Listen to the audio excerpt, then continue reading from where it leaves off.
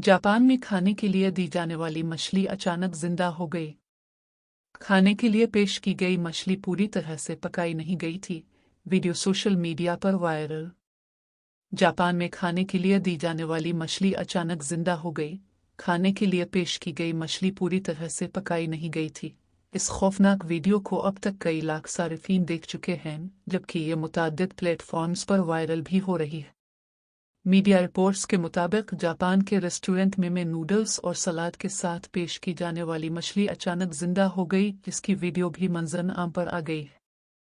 Social media पर viral video में देखा जा सकता है कि जैसे ही मज़कूरा शख्स को चॉपस्टिक मछली के करीब लेकर जाता है तो मछली मुंह खोलकर चॉपस्टिक को मुंह के अंदर ले जाती है। रिपोर्ट के मुताबिक खाने के लिए पेश की गई मछली पूरी तरह से पकाई नहीं गई थी।